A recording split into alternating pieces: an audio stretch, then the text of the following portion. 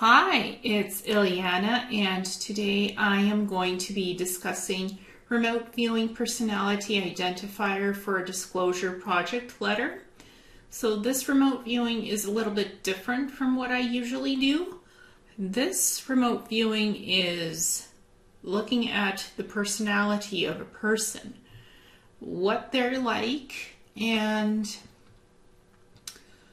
what qualities are important to them in terms of the letter that was written to them, because this letter had to be very specific in how it needed to be phrased and worded and structured and formatted. And so the remote viewing of the person who the letter was being sent to really helped me to be able to write the letter to that person and to structure it correctly. So I can't reveal the person's name, so I had to redact that from the letter because, again, this is a kind of a important business letter, so to speak. So it has to have the person's name redacted. And I also redacted my own personal information out of it and the reason why I sent the letter. The only thing I can include is some of the content of the letter, just to give you an idea of the format. So first I'm going to go over the remote viewing of the person's personality traits and their identifiers for this specific letter. So individual receiving the disclosure letter likes everything that is written documentation to be on point in facts and short and quick detailed explanations.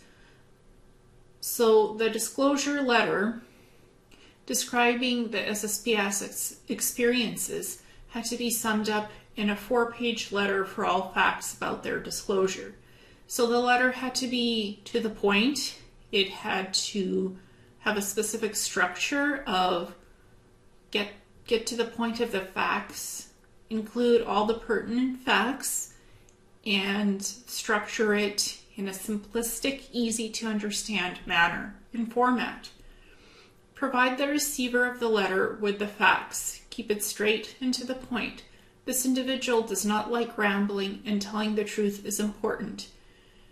Then the individual might consider the request of the letter sender. This request is blanked out for project guidelines. Like I said, this is a business type letter, so I cannot reveal the person's name who the letter was sent. Obviously, everybody knows that I'm the sender of the letter, and the information will be revealed, just not the request to the person. That has to be blanked out and redacted because it's a business letter. Remote viewing could be wide open. The remote viewing specifics were how to approach the individual in the letter format to get them interested in a decision, but the choice is up to them whether to consider it or not. That's what the remote viewing revealed. So even though the letter has to be in a very specific format, the request for consideration that had to be kept very specific as well, but it's an open-ended remote viewing session in terms of what the decision would be. It's up to the person who receives the letter to make the decision. So there's free will and free choice involved in this process on the behalf of the sender and the receiver of the letter, because the sender it wasn't planned to write this letter. It really was kind of starting to see the near future possibility, and suddenly that jumped into a remote viewing, to the current remote viewing being described. So it really was on-the-spot inspiration and a lot of information coming off from the remote viewing that gave the idea for the letter to happen, I guess. The individual receiving the letter does not like show-offs, so to keep the contents of the letter simple, clean, and neat. The remote viewing revealed to be brutally honest with the individual receiving the letter, that the facts should be logical, not to sugarcoat anything, and not to dress for success, as that would not go over well. So that's what the remote viewing revealed as well.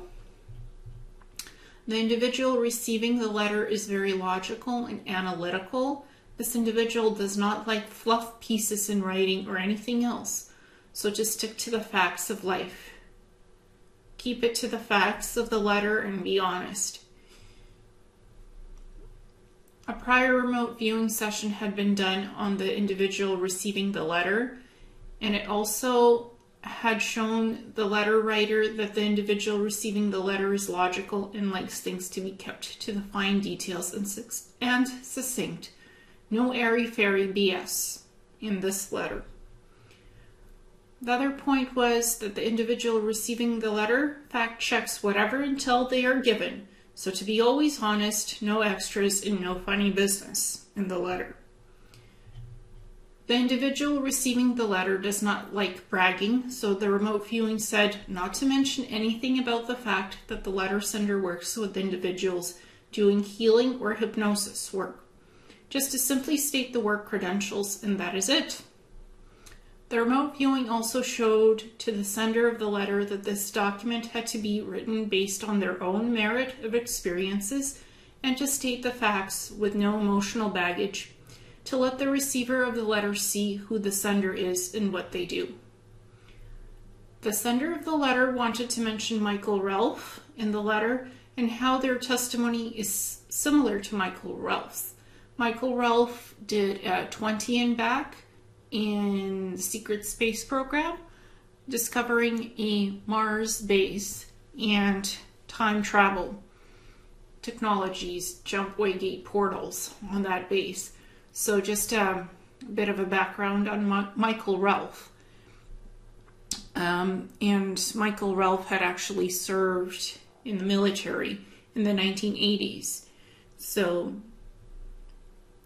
and the sender of the letter also has experiences of serving on Mars, the planetary corporations, cybernetics labs connected to military Mars bases. But this remote viewing said not to do that comparison and contrast, so I didn't. The remote viewing said that that would be a big mistake and not to do it. Keep it about the letter sender's own testimony, because this is not about outside info. The merit has to stand in what the letter sender discloses to the letter receiver, not what the letter sender wants to compare. So keep it short, keep it sweet, and keep it on point was the reminder in the remote viewing. Data, information that was coming in. So the information had to be very to the point and very specific. And it had to be on the merit of the person writing the letter, not to use any outside information or comparisons. That's not what this disclosure project is about right now in writing this letter. So keep it on task and keep it on point. And the last part was no measuring apples and oranges, as that wouldn't go over well again. So no comparison and contrast of the letter sender's own testimony and Michael Ralph's testimony. Not in this particular letter. So not at this time, not for this particular letter, I guess, is what the remote viewing was showing. So keeping in mind what the remote viewing revealed in the guidelines for this letter, that's how I did it. I actually did the letter according to the remote viewing guidelines that came through. So now I'm just going to share the contents of the letter that I can, because again, this is my own testimony, so I can reveal what was written in the letter for this testimony.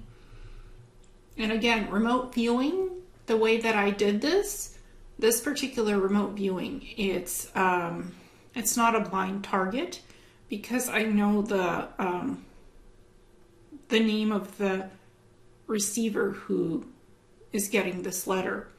So it's not a blind target, but this remote viewing was spontaneous to find out the traits and characteristics of the person receiving the letter, because this is a business letter and it had to be structured in a specific way, not to be dismissed for the letter itself. Because if it was not written in a specific format, then likely it would be dismissed. So I tried to keep that in mind from the remote viewing data that was revealed, to do that in that way, keeping the person's traits and characteristics in mind who's receiving this letter. So again, I cannot reveal the person's name or what I said to them in the beginning of the letter. I can only reveal the testimony. I had always known that I had extraterrestrial abduction experiences ever since the ages from 2 to 10 in Ukraine, Russia, and the United States. There had been reptilian abductions by the Black Drazar and Sharab Invictus reptilians. I would have nightmares as a child of being abducted by dark shadow entities into underground military bases in Europe and the US. Those are my earliest recollection memories of the reptilian abductions. The reptilians had infected my blood with nanite nanotechnology, and as a result, my autoimmune system was compromised. I had an unknown virus at the age of 4, which as a result got me placed in the hospital for 2 weeks, being totally paralyzed and running a high fever, without the doctors being able to diagnose what the virus was or what had caused it. I suspect that this virus was the cause of the reptilian experimentation on my damaged autoimmune system. As a child, I always had a sense of knowing what would be happening in the near future, a type of a psychic impression of what was coming, as well as having a photographic memory. One of the earliest childhood memories that I have is seeing a white gyroscope UFO at the age of 3 when I was walking in the park with my grandmother in Ukraine. And later on seeing that same UFO while walking in the woods with my grandfather. That had been the first time I ever saw a UFO, and I knew it was not an airplane nor a helicopter. It did not have the standard shape of known crafts for the 1980s. My family background included constantly moving to different countries, as the Soviet Union had destabilized. So my family moved to Israel in 1991 when the Gulf War was just ending. Then in 1993, my family and I moved to British Columbia, Canada, because the culture in Israel was not that welcoming of half-Jewish families. As a family of me and my parents, we had wanted a safer country to live in, where multicultural societies were accepted. That is why we had immigrated to Canada. In my mid-20s, I started having memory recollections of having extraterrestrial contact experiences with different species of ETs, in particular the L race, spelled E-L, who are called metaphysical creators and live on exploration world ships. I tried finding information on these species on the internet, but there was nothing on the internet concerning their civilization. Close to 5 years ago, I had an astral travel experience going to Amaramuro in Peru and discovering the Maldeck tunnels under Lake Titicaca. These tunnels have advanced technologies like the Golden Sun Disk of Mu and a portal travel gateway that can take you to other planets or galaxies. This was a profound experience for me about a year later after it had happened. I was psychically guided to read a book called Secrets of the Andes by Brother Philip. In part 3, on pages 17 to 20 of this book, Brother Philip discusses the L race as the elder race of Earth and creators of seeding civilizations on other planets, as well discussing the crystalline libraries that the L's left in hidden cities on Earth, There was also a description of the golden sun disk of Mu in part 2 on pages 11 to 15. During December 2014, after I had major surgery, I started having memory recollections of having been an SSP asset doing a 16-back service with the planetary corporations through the Quantum Leap time travel program on the military Mars bases. The time travel is done through zero-point technologies that are able to connect timelines between Earth and other planets like Mars on a 3D level reality. So the time travel is seamless and no one notices any missing time between various SSP service missions. As well, this allows for age regression for age-regressing SSP assets through the use of holographic medical pods that can manipulate zero-point frequencies and timeline matrix sequences. At this point in my life, I was 28 years old, working as a library technician at Kwantlen Polytechnic University, having had finished the Library Information Technology program 11 years earlier, so I am a researcher and I'm used to dealing and working with large volumes of various information. I also have certifications working as a Native American shaman practitioner, doing Reiki and energy healing, crystal healing, hypnosis, past life regression, and soul retrieval, as well as doing work as an intuitive psychic practitioner. 2 years later, my health had started to decline and I ended up taking a 4-year medical leave of absence from my library job. While I was on medical leave, I was diagnosed with having Hashimoto's encephalopathy, which is a rare autoimmune disorder, and also familial hemiplegic migraines through genetic testing, where I had white matter lesions deep in my brain and constant body paralysis. I tried various conventional medicine and even energy healing to treat the Hashimoto's encephalopathy and the familial hemiplegic migraines. 5 years of that did not yield much results, and my health got worse, where I had been bedridden much of the time, and also homebound. Last year, when I turned 34, I decided to have a closer look at my self-hypnosis session notes that had been recorded since 2014 about my SSP experiences and past lives as extraterrestrials. What I noticed was a recurring theme in my hypnosis notes, is that I had worked as a sort of a medical technician in the cybernetics labs attached to the Mars bases. My job duties included testing out the Neuralink implants in SSP assets' brains to make sure these implants were calibrated correctly in order to do synthetic telepathy between the assets who have the implants, remotely pilot spaceships, and receive uploads and downloads of informational training through the implants in order to do our various job components.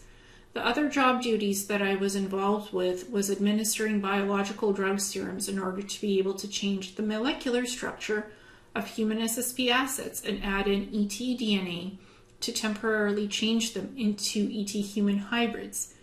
Supervise the process of creating biological human cyborgs with augmented nanotechnology within their bodies, as well as build smart suits for the human cyborgs in order to augment their strength and enhance bodily functions.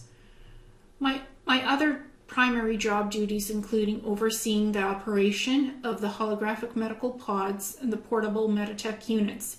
These regenerative technologies allow for the regrowth of missing limbs, healing organs through plasma frequencies, age regression, and curing diseases, as well as reviving SSP assets from the brink of death and bringing them back to life through cryogenic stasis. I had worked in the cybernetics labs for about 12 years on Mars, and at one point I wanted to be switched up to doing genetics work, where human ET hybrids were being created. I was denied access to the genetics labs by the human SSP scientists working there, so I contacted a colleague I had worked with in Dark Fleet while I had been on frigate battle cruisers. This work was with Nachtwaffen, Night Weapons, name translation into English, a German-type SSP faction beyond the cybernetics labs. So my psychic or telepathic contact request resulted in a reptilian insectoid hybrid named Zagor showing up at the cybernetics labs in order to assist me in gaining access to work in the genetics labs in order to do experimentation with creating human ET hybrids. The above descriptions of what I did in my SSP-60 and back service is what was recovered in both the conscious and subconscious memories while doing self-hypnosis. What intrigued me the most from the hypnosis notes is that I had been treated with the biological drug serums in the cybernetics labs in order to keep me healthy. Even on Mars, I had issues with the autoimmune disorder and the migraines. In order to treat that, I was given synthesized biological plasma therapy by dermal injections. This was done every 3 months in order to completely treat my medical issues. As well, the biological drug serums had been administered in order to keep me looking young and not age beyond 35 years old in appearance. I was not allowed to utilize the holographic medical pods to cure my medical conditions.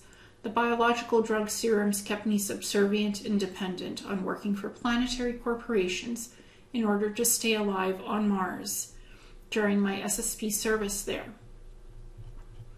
Since my health was declining further, I decided to try out an experiment in my current life on Earth. I took the equation of the hypnosis notes that biological drug serums through plasma therapy can reverse autoimmune disorders and paralysis from migraines, and I started researching online the equivalent of the biological drug serums that had been available on Mars in comparison to what is accessible here on Earth for plasma therapies. I discovered that the conventional medical system does have biological drug serums called intravenous immunoglobulin therapy, IVIG, and also subcutaneous immunoglobulin therapy, SCIG. I went to my neurologist requesting the IVIG 3-day treatment at the Jim Patterson outpatient clinic. The treatment was successful in that my blurry vision was restored to clear vision again. My coughing stopped, paralysis decreased, but the IVIG gave me more migraines and vomiting episodes. That form of treatment had to be discontinued due to the side effects, but I knew about the second option for the SCIG, again because of my hypnosis notes, that dermal skin injections can deliver plasma therapy into the body. So I sent a letter to the Jim Patterson outpatient SCIG home care program requesting SCIG treatment. I had been denied access to the treatment because I did not have autoimmune deficiency. At this point, I had to send an extensive letter to the regional medical director of Fraser Health Authority and hospitals, outlining the medical facts of why I needed access to the SCIG program. My Mars hypnosis notes showed that plasma therapy can reverse any types of brain damage. So my letter to the regional medical director included facts about SCIG being able to reverse autoimmune systems. So on that basis, I was granted access to doing SCIG treatments for myself at home. After 2.5 years being on SCIG treatments, the white matter lesions in my brain have been reversed and my MRI scans are normal again. So what my hypnosis notes revealed is that plasma therapy treatments are useful for brain lesion reversals and also treating rare autoimmune disorders. As a result of doing the subcutaneous immunoglobulin plasma therapy experiment, my health has improved by 75%. I'm no longer bedridden all the time, and I am more functional in terms of being able to go outside and interact with people. The rest of the letter content is redacted because it does include a request for the receiver of the letter to consider something, to consider a project. So I can't share the contents of that information, but I could share the contents of my own testimony about having ET experiences, abductions, and my testimony of my conscious and subconsciously regained memories through hypnosis of having been an SSP asset on Mars doing a 60 and back through quantum leap time travel technology, that I had that experience. and experiences.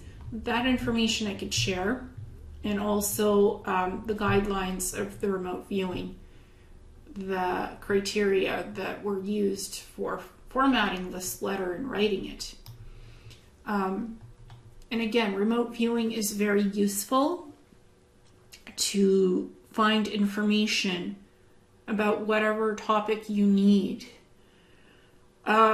This letter was not easy for me to write, even with the remote viewing data that came in on the receiver of the letter, what qualities that person has and what they're like concerning business and concerning written material. It still took me like 4 hours to write that letter, and a lot of editing to keep it formatted the way it needs to. But the remote viewing data did help me to create a more concise and professional looking letter for this project.